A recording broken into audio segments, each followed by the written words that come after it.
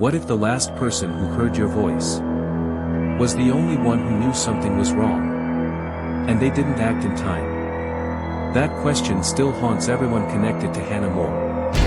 Because on the night she disappeared, Hannah didn't scream. She didn't beg.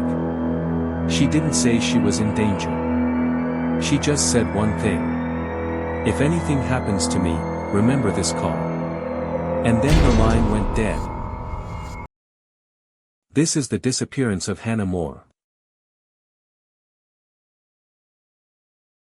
Stay with me till the end. Because one detail changes everything.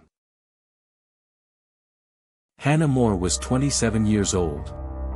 She lived in Portland, Oregon, in a quiet apartment complex just off the Willamette River. She worked as a community outreach coordinator for a nonprofit, the kind of job that required empathy, patience, and long hours. Everyone described Hannah the same way. Reliable. Gentle. Predictable. She called her mother every Sunday at exactly 7:30 p.m. She texted her best friend before bed. She never missed work without notice. Which is why October 18, 2021 immediately raised alarms. Because Hannah never showed up. That Monday morning started like any other. Hannah stopped at her usual coffee shop at 7:12 a.m. Security footage showed her smiling, earbuds in, scrolling through her phone. She ordered an oat milk latte and left a $1 tip. At 8:01 a.m., she badge swiped into her office building. Co-workers later said she seemed distracted. Not upset. Not anxious. Just elsewhere.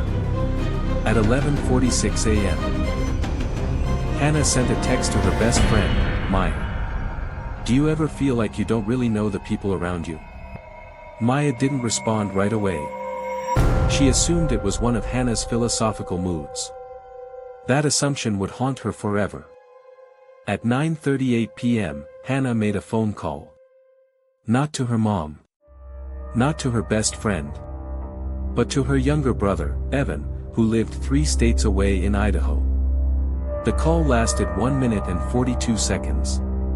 Evan later told police Hannah sounded calm, too calm. She didn't ask how he was. She didn't joke.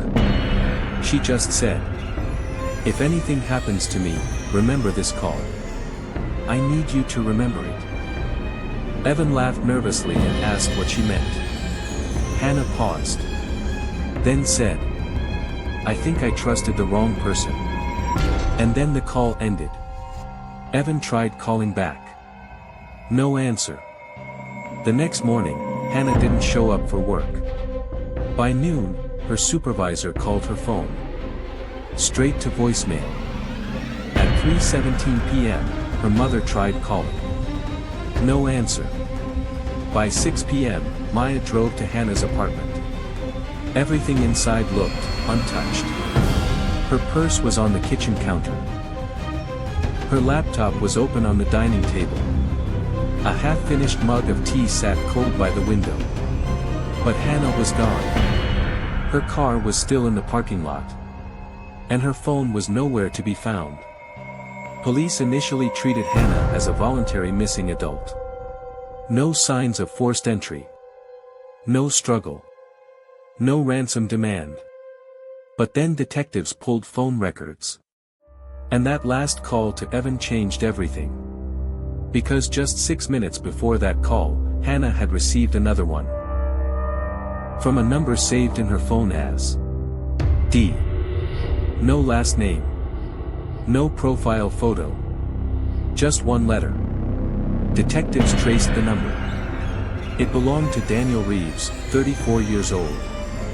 Daniel was a local real estate consultant, well-dressed, well-spoken, well-connected. And he knew Hannah. In fact, they had met 6 months earlier at a charity fundraiser. Friends confirmed Hannah had mentioned Daniel occasionally. She described him as nice, helpful, persistent, but never as a boyfriend. When police questioned Daniel, he cooperated immediately. He said he last spoke to Hannah earlier that evening.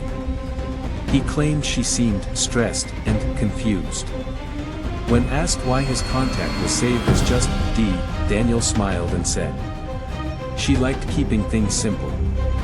But detectives weren't convinced. As days passed, small details began to feel wrong. Security footage from Hannah's apartment complex showed her leaving the building at 9:22 p.m. the night she vanished. She wasn't alone. A tall man walked beside her. His face was partially obscured by a hood. But the build matched Daniel. Even more disturbing, Hannah didn't look panicked. She looked resigned. 3 days after Hannah disappeared, Maya remembered something. Hannah had once shared her email password in case of emergencies. When detectives accessed her drafts folder, they found an unsent email titled, "If you're reading this." It read, "I don't think I'm in danger yet. But something feels wrong. I feel watched, controlled, and I don't know how to prove it." There was no recipient. No timestamp. Just fear frozen in words. Police began to suspect coercive control. Not sudden violence, but slow manipulation. Daniel had been offering to help Hannah with housing, finances, even career connections. He positioned himself as indispensable. Until she couldn't tell when help became controlled. Friends admitted Hannah had pulled away socially in the weeks before her disappearance. She canceled plans. Stopped posting online. Stopped trusting her instincts. Exactly what predators count on. 2 months later, a hiker found something along a wooded trail outside Portland. A scarf. Blue. Cashmere. Hannah's mother recognized it instantly. It was the scarf she'd given Hannah for her birthday. DNA confirmed it belonged to Hannah. But there was nobody. No blood. No answers. Just confirmation that Hannah hadn't simply run away. Without physical evidence, prosecutors couldn't charge Daniel. He lawyered up. Moved out of state. Changed jobs. And never spoke to police again. Hannah's case slowly slipped into cold case files. Years passed. Her room at her mother's house stayed untouched. Her voicemail greeting was never deleted. Her brother Evan still listens to that last call sometimes, trying to hear what he missed. To this day, Hannah Moore has never been found. No confirmed sightings. No arrests.